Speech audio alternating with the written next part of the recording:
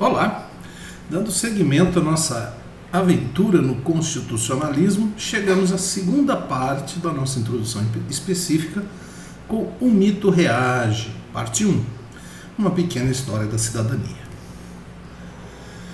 Bom, lembrando, na primeira parte, nós estamos trabalhando o artigo 2º da Constituição Federal e a intenção é mostrar para vocês que esse artigo, esse que diz quem manda, é o que tem a natureza mais fortemente constitucional, ou seja, definir quem dá ordens e quem obedece é uma regra de natureza constitucional. Também vimos na primeira parte a importância dos mitos como tecnologias políticas e de memória e o surgimento da escrita na construção das teorias. Teorias que geraram o conceito de cidadão e de vida ativa dos gregos. O que nós vamos ver agora nessa segunda parte? Nós vamos inicialmente perguntar, será que os mitos foram marginalizados para sempre? Colocados de lado, eles não preocupam mais? Será que agora vamos trabalhar só com teorias políticas e com razão a respeito de determinar quem manda? Não é? Com isso, nós vamos trabalhar a evolução teórica na República Romana, que são herdeiros dos gregos. Nós pretendemos demonstrar isso. Tá? Vamos mostrar como os romanos utilizaram a cidadania, a ideia de cidadania, como tecnologia política para organizar as ordens de comando da sociedade. E um cristianismo surgindo para inovar todo esse cenário. Né? Essa é a terceira parte de uma história da cidadania. Muito bem. Você também pode se perguntar, mas por que nós vamos estudar coisas tão antigas, professor? Isso é útil para a gente? Eu posso dizer o seguinte, se você está acompanhando atentamente, você já deve com certeza ter percebido que não são tão antigas assim. Muitas delas são atualíssimas, muitas das coisas que nós estamos conversando aqui. Outra coisa é que é importante saber a origem das instituições. Por quê? Porque isso é fundamental para entendermos o alcance e a extensão da sua atuação hoje. Sem contar que é sempre bom ampliar os horizontes. Muito bem. Então vamos ativar nossa memória RAM, que nós vimos lá na primeira parte da nossa viagem, né? Como é que é ativar a memória RAM? É trazer para a zona de atenção algumas informações importantes para nós acompanharmos essa terceira parte, né? Precisamos lembrar que estamos vivendo em sociedades complexas, essas sociedades em que há diferentes culturas e em contato direto, né? Não podemos esquecer, é claro, que a nossa memória não é de computadores, então nós temos que ter tecnologias de memória que servem para nós guardarmos as informações importantes. Também não vamos esquecer a entropia, que vem sempre bagunçar o coreto, aquela força natural, nos desorganizando a nossa pretensão de organizar. A pretensão de organizar que o sistema do direito vive tentando, né? Analisando os fatos, os conceitos, as ideias e os valores, fazendo uma reflexão ética e tentando produzir regras. E lembrando que na última aula, no último momento, nós vimos o que os gregos pensaram sobre tudo isso. Perfeito? Também é muito importante lembrar, colocar na nossa memória RAM que nós estamos vivendo um momento de aceleração das tecnologias e isso faz com que ocorram mudanças muito rápidas. Então nós, sociedade, muitas vezes não estamos bem acostumados a novos conceitos e valores e aí já surgem outras ideias pedindo mudança e alteração. E isso tudo é super importante na interpretação da Constituição para pacificarmos as pessoas, né? Muito bem. Então vamos nessa? Vocês estão prontos para continuarmos, né, a nossa viagem fantástica pelo mundo do constitucionalismo? Bora lá, né? Vamos então, olha, eu vou falar para vocês, o professor de vocês adora esses caras. Adora os romanos. Por quê, professor? estou vendo aqui um sangue no chão, aqui na imagem que o senhor escolheu. Pois é, não há como negar que os romanos foram muito violentos, e vocês vão entender como eles fizeram isso. Mas essa imagem, eu queria chamar a sua atenção, que ao fundo você consegue ver o Partenon, onde se exercia o poder, né? Lá em Roma também tinha um foro, onde as coisas aconteciam, né? Resolviam os problemas. Mas Roma, diferente da Grécia, tem uma novidade. Não sei se você percebeu, mas olha, o que é isso aqui? Ó, se você não percebeu, eu destaco aqui para vocês. Agora o burguês está dentro da cidade. E é importante nesse momento lembrar para você o que quer dizer burguês. Os burgos eram locais que ficavam fora das cidades gregas, tá? E nesse sentido, o burguês era aquele comerciante que habitava esse espaço. E vocês se lembram que na aula passada nós vimos que eles não tinham reconhecido a cidadania, não é verdade? Pois bem, com os romanos o burguês começa a sonhar em ser igual. Vamos ver como isso passou? Pois bem. Bom, não esqueçamos que os romanos trouxeram como herança dos gregos a ideia de vida ativa, uma vida que tem um lado chamado labor, do animal laborans, tá? Ligado às atividades próprias da existência, todas aquelas atividades de se alimentar, descansar, de se divertir, todos têm o direito de laborar. Vimos que os gregos dividiam a vida também no trabalho, que se deve ao homo faber, aquele que produz uma utilidade, levantar um muro, fazer uma estrada, abrir um poço, né? E que os gregos achavam que o trabalho era próprio dos desgraçados, né? Que tinham que ganhar o pão com a seu suor do próprio rosto, né? E a terceira parte da vida, mais nobre delas, era a ação do homo politicus, né? Que cuidava da nossa convivência. Tá aí a passagem de Aristóteles, né? Que é importante destacar, né? Quando ele diz lá civismo, né? Ele chama isso de uma virtude que não se encontra em toda parte. Ela supõe um homem não apenas livre, mas cuja existência não o faça precisar dedicar-se aos trabalhos servis, né? Ou seja, há uma desigualdade e entre as pessoas. Essa desigualdade é vista como natural. Há aqueles que nasceram para mandar e os que nasceram para obedecer. Muito bem. Essa herança, e agora eu vou apresentar um novo personagem na nossa história, o grande Cícero, em sua República. Olha só como ele diz, ó, o Estado que escolhe ao acaso seus guias é como o barco cujo leme se entrega àquele dentre os passageiros que a sorte designa, cuja perda não se faz esperar, não é? Ou seja, o Estado não pode escolher os seus guias, os seus comandantes ao acaso. O comandante, o piloto desse navio que é o Estado, ele não é qualquer um, não é isso? E você pode perguntar, mas o Estado precisa de um guia? Evidente, fazendo a metáfora do navio, que eu costumo fazer, né? Você pode encontrar aqui o Estado como se fosse um navio.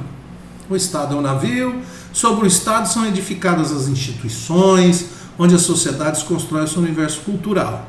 Pois bem, esse navio precisa de um piloto, aquele que vai guiar o navio no melhor caminho, tá? Os gregos chamavam o piloto do navio de Kubernete. O Kubernete passa para o latim, quando vieram os romanos, para Gubernator, e que nós podemos chamar de governador, tá certo? Então veja bem, o piloto do navio, o piloto do Estado é o governo. E aí atente bem, tem muita gente que confunde Estado com governo, principalmente governantes que acabam achando que o Estado são eles. Na verdade, tá certo? E é importante destacar também que a palavra Kubernetes acaba derivando o que nós chamamos de cibernética em informática, tá certo? Principalmente agora que nós estamos vivendo um momento em que pensamos existir em governos eletrônicos, tá certo? Então veja bem, o Estado precisa de um guia? Sim, do seu piloto.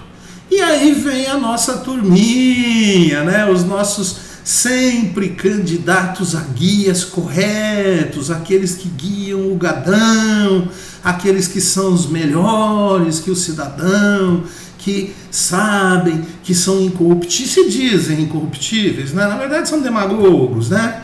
aqueles que dizem que tem gente que nasceu para mandar e gente que nasceu para sustentar o governo, né? Aquelas pessoas que dizem que sem elas você não vive, não é isso? São os chamados os governantes e candidatos a mito da vez, na verdade. Mas voltemos à nossa história, né? Os romanos construíram um império, você deve saber disso, claro.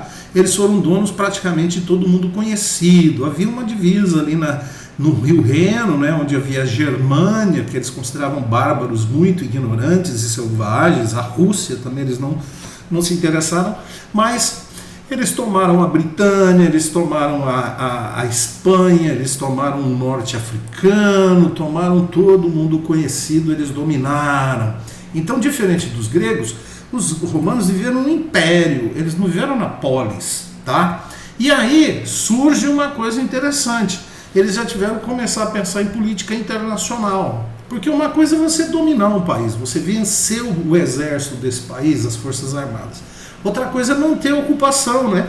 Porque tem gente vivendo lá, gente que não concorda com você e que não está gostando nada de você, né? Então já começam a surgir algumas ideias a respeito de como nos relacionamos com os outros, não é verdade? E aí, uma ideia também de universalização, ou, portanto, bem diferente dos gregos, né?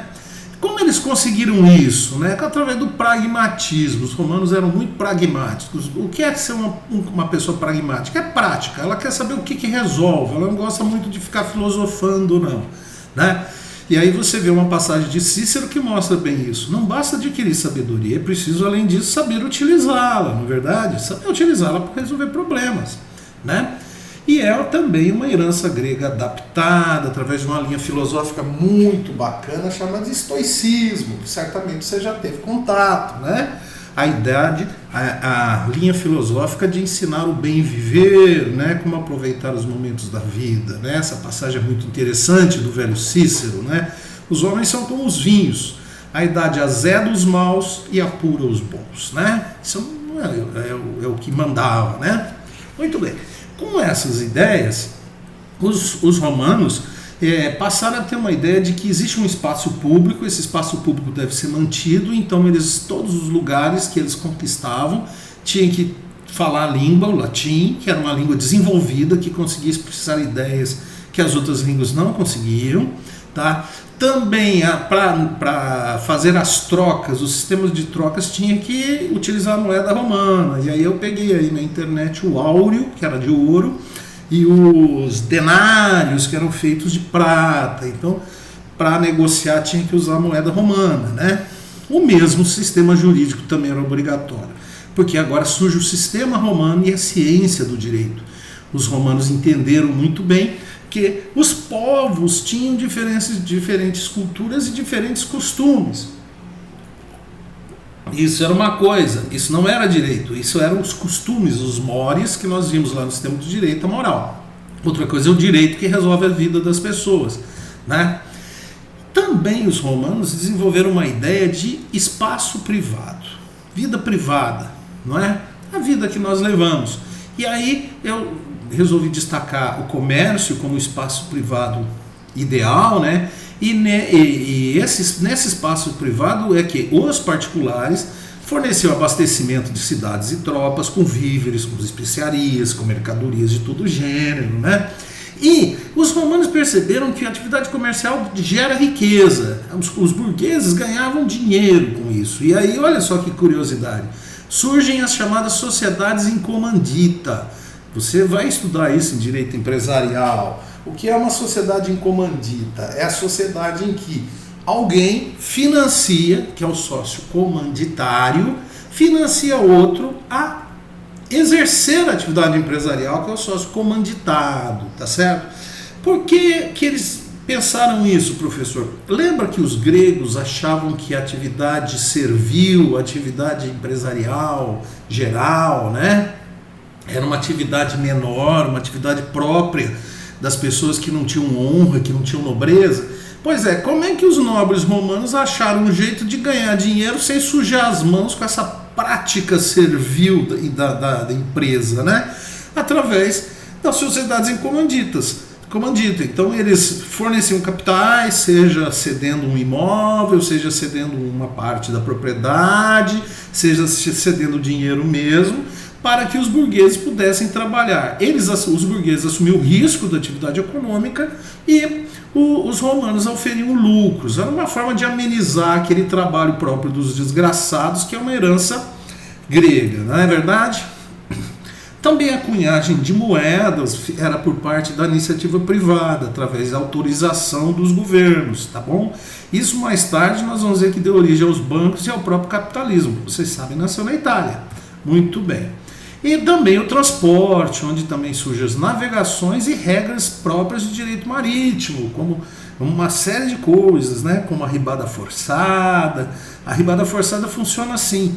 Se um navio corre o risco de afundar em razão de muita carga, ele pode jogar uma parte da carga ao mar, e o prejuízo é rateado entre todos aqueles que encomendaram as mercadorias, né? Isso aí é um instituto muito antigo de direito marítimo. Mas vamos nessa, né? E aí, os romanos desenvolveram várias formas de controle. A primeira forma, que eu chamo a forma de controle 1, é a forma de chegar a dominar e mostrar que eles eram superiores mesmo, tá? Romanos abriram muitas estradas e fizeram muitas obras de urbanização. Aqui eu achei a figura de um aqueduto, né? A forma de um aqueduto romano.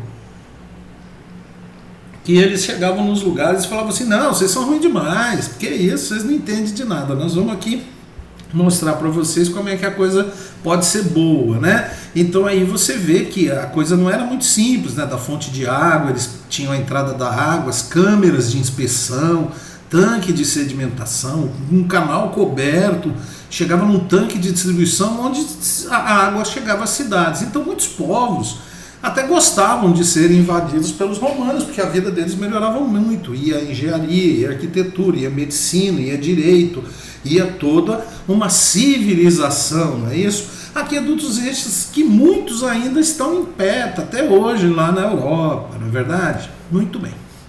Segunda forma de controle, aí lembrar daquele sangue no chão, né? A imagem da loba, Rômulo e Remo, né? Uma das lendas do nascimento de Roma, os fundadores de Roma foram amamentados por uma loba, né? Deixar claro que também havia dominação violenta, né? E como eles controlavam a escrita, os correios eram um serviço público estatal, ou seja, toda a correspondência, poucos sabiam ler e escrever, tá? Mas quem soubesse, para mandar uma correspondência tinha que entregar na mão dos romanos, né? E aí você tinha o quê?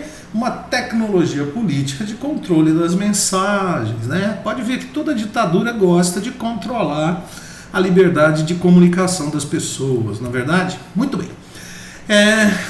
Mas a ideia de que alguns, todos iguais, mas alguns mais iguais que os outros, ainda prevalecia, né? Veja essa passagem aqui.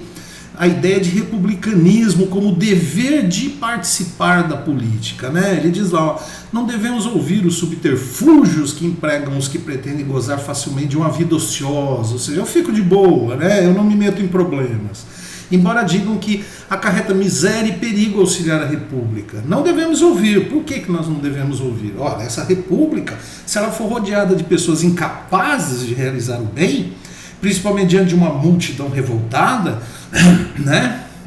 É necessário tomar as rédeas, né? Ele diz lá, essas pessoas dizem que não é prudente tomar as rédeas quando não se pode conter os ímpetos desordenados do populacho. Olha a maneira como Cícero coloca, né? Que o governo realmente não é para qualquer um. Nesse sentido, né? A política e a virtude acabam se confundindo ainda, uma ideia grega, né? E a ideia de civismo. Olha essa outra passagem de Cícero. Como se para os homens de grande virtude, animosos e dotados de espírito vigoroso, pudesse existir causa mais justa que desejar o governo da república. Não existe realmente causa mais justa do que governar a república, né? E não se sucumbir aos desejos dos ímprobos e impedir que menoscabem o Estado, tornando impossível salvá-lo quando necessário, né? Então aí você vê que existe uma obrigação do cidadão romano de participar da república, na verdade? Muito bem. E ainda como se diz, sobrevive à desconfiança com a democracia, né? Da alta passagem do Cícero. Quando o povo assume todo o poder, mesmo supondo sábio e moderado, a própria igualdade se torna injusta desigualdade, porque não há degradação que distinga o verdadeiro mérito. Tá?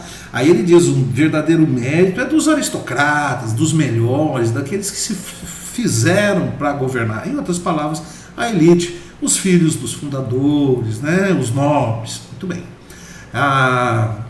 Então você vê que a herança grega é adaptada para uma aristocracia republicana. Né? Olha lá, todo povo livre escolhe seus magistrados. E se é cuidadoso de sua sorte futura, elege-os dentre os melhores cidadãos, porque da sabedoria dos chefes depende a salvação dos povos. Não é? Então, presume-se que os governantes são os melhores, são os mais sábios, não é verdade? Muito bem. Veja bem, definitivamente o poder não é para poucos, olha só, a tal extremo que parece até que a própria natureza deu à virtude e ao gênio império absoluto sobre a debilidade e a ignorância da plebe, que só submissa deseja obedecer. Né? Então aí tem a ideia da plebe. A plebe é aquele que não é nobre, não é isso? Então parece que a própria natureza deu à virtude, aquele civismo, e ao gênio, a inteligência, o preparo, império absoluto sobre a debilidade, a ignorância, a falta de conhecimento, a falta de capacidade, né, que é natural à plebe. Muito bem? Então nós podemos fazer um pequeno esquema aqui do nosso Estado romano, que é orgânico, ele ainda absorve os seus indivíduos, né? Vê aí a obrigação de servir ao Estado, mesmo que seja como governante, e também como soldado, viu? Porque a defesa de Roma incumbia sim aos nobres, os nobres iam para a guerra sim, eles não ficavam atrás de uma mesa não. Mas já surge um individualismo, olha só como eles foram bem, como se diz, inteligentes para formatar o Estado. Para começar, que o governo era exercido por 2 cônsules. Normalmente um cônsul era um nobre, claro, com certeza, mais velho, tá? É que não pode mais ir à guerra, e um outro soldado, também fruto da nobreza, tá? E esses 2 cônsules era que exerciam o poder executivo, tá certo? Também junto e sob determinação do Senado, dos senators, né? Senator é o velho, aqueles mais experientes, tá? E era justamente no Senado onde haviam as maiores discussões, as deliberações de mais alta indagação, as melhores indagações, tá? E as melhores decisões eram fruto do Senado, sem dúvida nenhuma. Perfeito? Muito bem. Então, lembrando, o cônsul é cidadão porque é nobre, e é nobre porque é cidadão. Perfeito? Ótimo. Mas, sim, claro, lembrando uma herança grega, né? Que lembra que o nobre é a soma do burocrata com o soldado, não é isso? Ele passa a ser cidadão da polis, onde tem lá os laborais, né? Os escravos, as mulheres e as crianças, e o burguês que é de lado aí, porque ele não é importante, né? Muito bem. Tá certo. Tá aí, mas tem um detalhe. Em Roma tinha o tribuno da plebe. Quem é o tribuno da plebe, professor? O tribuno da plebe, gente, era um cara que vinha da plebe e participava do Senado, e ele tinha o poder de vetar leis aprovadas pelo Senado. Que isso, professor? Por quê? Porque ele era o representante da plebe, ele era nomeado, indicado pela Assembleia, né? A Assembleia, olha gente, se você parar para pensar, nós temos Senado hoje na nossa República, que é chamada em alguns países de Câmara Alta, né? E nós temos a Câmara dos Deputados, que é a Câmara Baixa em alguns lugares, né? É o mesmo sistema. Só que, enquanto em Roma o Senado representava a nobreza, os melhores, né? E a Assembleia representava a plebe, tá? No nosso sistema nós temos o Senado representando a Federação Brasileira. Você pode ver que o senador é mais nobre que o deputado, né? Eu costumo brincar que tem lá um deputado federal, todo mundo está lá conversando com ele, aparece um senador, o deputado parece que perde a importância, não é verdade? Muito bem. Então, tá, nós temos aqui o Senado, que faz parte da federação, todos os estados têm 3 senadores, e quem representa o povo? É o quê? A Câmara dos Deputados, né? Por isso que estados que têm mais pessoas, mais população, têm mais deputados, estados que têm menos população têm menos deputados, né? Pois bem, quem era a plebe na época romana? Bom, tá aí a nossa turminha, né? As pessoas, os trabalhadores, os escravos, as mulheres, as crianças entravam nessa onda.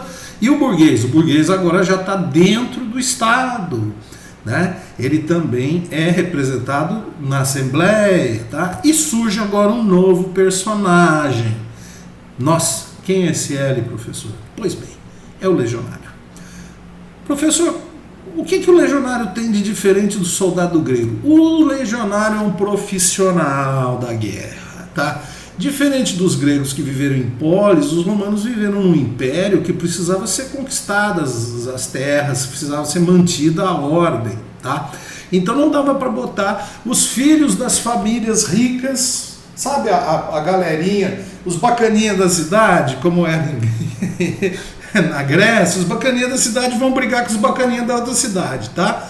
Pois bem, Roma não tinha isso. O legionário é um profissional comandado, tá certo? Ele tem família, ele precisa receber, e muitas vezes até as conquistas foram uma forma de controlar os legionários, né? Muito bem, para manter a tecnologia política, tá, do imperialismo. E aí nós temos a terceira forma de controle dos romanos, que é o cosmopolitismo. Eles eram cosmopolitas. Como assim, professor? Eles conquistavam um lugar, tá? Eles levavam muitas melhorias, mas como eu já disse nas aulas passadas, eles não ficavam muito mandando as pessoas a mudarem seus costumes, não. Basicamente eles diziam para uma pessoa, imagina a seguinte situação, né? Um agrupamento humano, uma vila, uma cidade qualquer, chegava o exército romano e vencia lá os defensores dessa cidade, tá?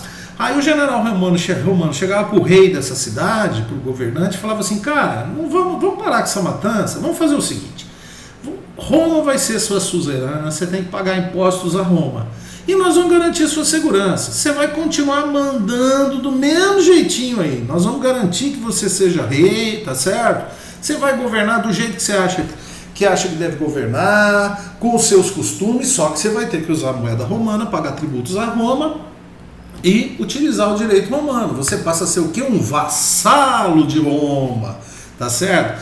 E dessa forma deu muito certo, né? Dura lex sed lex. A lei é dura, mas é a lei. Combinado não é caro, e dessa forma, tá? Distinguindo o direito da moral, os romanos conseguiram manter as coisas mais ou menos em ordem. Muito bem, tá? E aí nós temos o Estado romano. Com base nessas 3 formas de dominação, os romanos acabaram se achando donos do mundo, né? Na verdade não eram, né? Na verdade tinha o Império Chinês, que era gigantesco, um não sabia da existência do outro, tá? E não se encontraram, se eles se encontrassem a gente não sabe o que ia acontecer. Mas o fato é que eles acabaram dominando todo mundo conhecido, tirando ali a Germânia, que para eles eram os animais selvagens, que não valia a pena entrar em contato com eles. Os romanos, levaram civilização a todo mundo conhecido, inclusive o Egito, né? Pronta mancada. Por quê, professor? Quem eles foram encontrar no Egito? Se você está acompanhando essa saga, você sabe muito bem que chegou a hora, chegou o nosso querido mito, né? Na verdade, o Egito é uma civilização, uma cultura tão antiga, que todo mundo que chega lá meio que fica louco, né? É muito antiga a cultura, né? E, na verdade, não se brinca com o mito. E Júlio César, quando esteve lá, realmente pirou na batatinha, com a ideia de que o governante pode ser um deus, e que, na verdade, não pode ser, é um deus, porque, afinal de contas, né, os deuses acabaram escolhendo você para ser um vitorioso, né? Perfeito? Perfeito! Então, epa, ele voltou, o mito, nosso querido, voltou novamente, né? E aí temos os nossos queridos candidatos a mito, né? Trazendo as suas verdades sobre o cidadão, dizendo que o cidadão não é capaz de tomar suas próprias decisões, né? Que eles são os pais da nação, o pai dos pobres, coisas desse jeito. Voltando, né? Então veja bem, o resto da história é bem famosa, né? Vou até passar rapidinho para você, né? O Júlio César volta a Roma e enfrenta o Senado, porque o Senado não vai admitir um cara querendo se achar Deus acima de tudo e de todos, né? E aí ele pretendeu ser nomeado ditador pelo Senado, né? Como assim? Existia? Sim, os romanos eram pragmáticos, na verdade. Então, muitas vezes, quando tinha perturbação social, o que os romanos faziam? Eles nomeavam alguém ditador para resolver. Faça o necessário para resolver a situação. Durante o período em que fosse ditador, as violências cometidas pelo ditador, ele não podia ser processado pelos crimes cometidos, porque ele tinha a ordem do Senado para isso, e ele queria ser nomeado ditador, e aí surge um confronto, e o Júlio César era um grande comandante, ele tinha o apoio da plebe, né? Muito bem. Então, além disso, depois que ele ainda deu um jeito de ser nomeado ditador, ele ainda começa a distribuir cidadania romana para alguns vassalos, né? Justamente para obter apoio, porque ele queria ser considerado um deus, né? Isso mexeu com o Senado. Os caras não gostaram dessa ideia, não é isso? E acabam matando o Júlio César, não é isso? Que é aquela famosa frase, até tu, Brutus, né? Brutus, que era amigo de César, foi lá e deu uma punhalada em César, né? Muito bem. E aí, pronta mancada, não é isso? Quem conhece o mito do herói sabe que o herói não morre, o mito sempre renasce, ele ressuscita, não é isso? Ah, muito bem. E aí, diante da controvérsia, se instala uma guerra civil e o império começa a ruir, né? Os vassalos, muitos romanizados, com ideias políticas, já começam a pleitear a independência. Falam assim, não, a gente sabe se virar sozinho, né? E os bárbaros começam as invasões, tá certo? Realmente a coisa vai ficando, né, bem preta, né? Vocês sabem disso, né? As coisas vão voltar a alguma normalidade com Otávio Augusto, né? Que é chamado de o primeiro imperador constitucional no ano 1 da era cristã, que tenta unificar Roma, tá? Mas não dura muito, logo vão surgir os imperadores deuses, os superpoderosos, Tibério, Calígula, Nero, essas figurinhas aí, tá? E o império passa a viver altos e baixos, tá? Também a política do pão e circo passa a ser instrumento de controle das massas, né? Isso aí todo mundo, vocês sabem. A cidadania é distribuída aos burgueses, né? Os burgueses começam a ganhar título de cidadão romano. O cidadão romano pode participar do Senado, ele pode discutir política com a elite, né? E muitas vezes a condição é comprada, né? Porque a corrupção começa a se instalar lá na nossa velha Roma, né? E também muitos legionários que eram comandantes de reinos distantes, que ficavam ali, acabavam assumindo o governo e pleiteando autonomia. Tem início também, e aí a coisa fica realmente complicada, porque Paulo começa a pregar o cristianismo, e isso soa como música aos ouvidos da plebe. Música, professor? Por quê? Olha, vejamos. O que você acha que o cristianismo tem de especial para a plebe, tem de especial para as pessoas que vivem no Império Romano e que vivem numa situação dessa? Eu costumo colocar assim, o que o cristianismo trouxe de diferente, tá? Se você parar e pensar mesmo, o que o cristianismo pregado por Paulo traz de diferente é isso aqui, Pois é, a ideia de que todos somos iguais, todos somos filhos de Deus, que nós todos temos uma alma e que eu tenho o de demônio querendo tomar a nossa alma, né? Você pensa lá um escravo, né? Ele fala assim, poxa vida, eu pensei que não tinha nada, mas eu tenho uma alma, né? E todo mundo tem uma alma. Isso é muito interessante. Como nós já vimos nas outras aulas, a ideia de igualdade, ela meio que chama, né? Meio não, ela é um vetor muito forte, é o primeiro vetor da justiça, né? Então o cristianismo vem dizendo o seguinte, o que não disse, até o momento ninguém disse, o que é natural é igualdade, o que é contra a natureza é desigualdade, tá certo? E aí eu fui buscar um conceito de igualdade para deixar isso claro, né? O que é igualdade? É falta de diferença. É de mesmo valor ou de acordo com o mesmo ponto de vista quando comparados com outra coisa ou pessoa. Nós temos lá igualdade racial, igualdade de gênero, igualdade de país, igualdade econômica, uma série de igualdades, né? E aí nós temos lá princípio de acordo com o qual todos os indivíduos estão sujeitos à lei e possuem direitos e deveres. Ponto e vírgula, justiça. Então veja bem, muitas vezes você usa a igualdade como sinônimo de justiça. E a justiça é uma ideia que habita o coração das pessoas, na verdade. Por mais que ela seja irracional de uma parte, é porque ela habita o coração. A justiça também reconforta, não é isso? Então, isso vai causar um curto-circuito na cabeça do pessoal, né? Principalmente por quê? Porque aquele civismo republicano romano, ele trazia ideias de bem governar, né? Então dizia lá o Cícero, entendo que os chefes devem reconduzir tudo a esse princípio. Aqueles que eles governam devem ser tão felizes quanto possível. Ou seja, os governados têm que ser felizes na ideia republicana romana, né? E os cristãos? Né? Os cristãos preferiam ser jogados aos leões do que se sujeitar às ideias romanas. Então, assim, é uma força irresistível. Por quê? Porque o cristão que não tinha...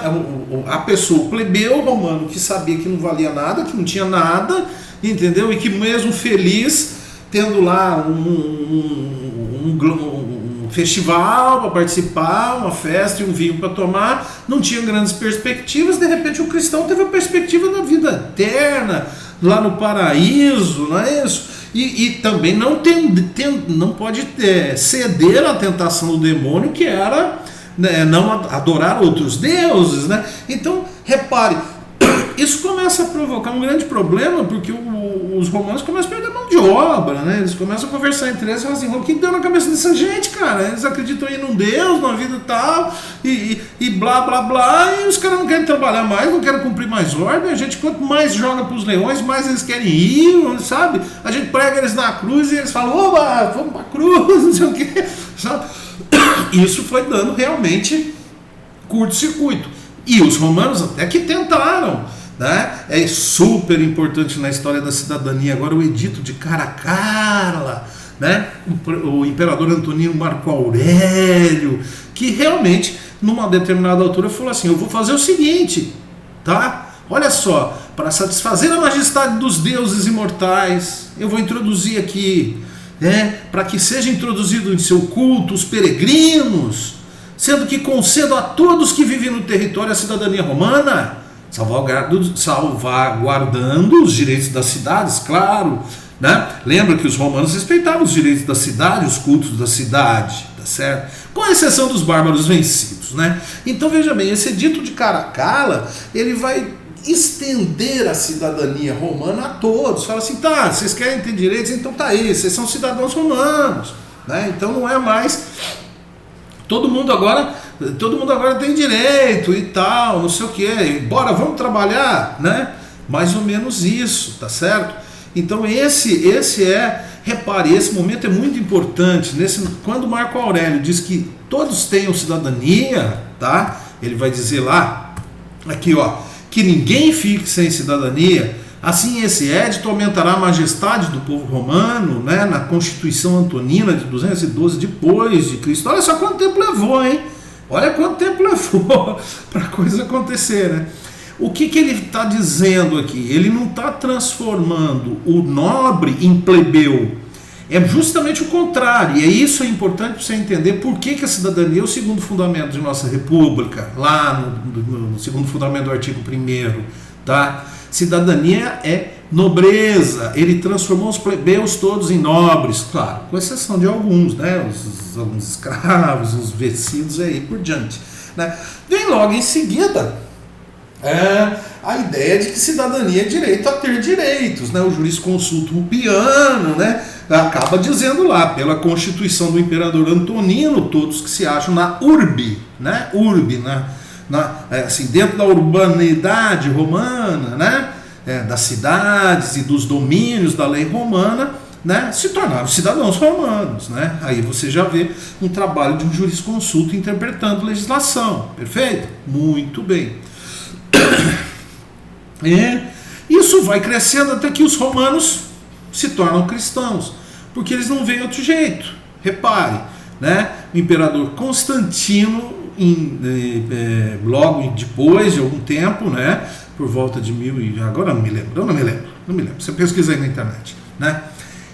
Era apropriado que os cristãos e todos os outros tivessem liberdade para seguir aquele modo de religião que para cada um deles parecia melhor. De modo que aquele Deus que está sentado no céu possa ser benigno e propício para nós e para cada um sob nosso governo.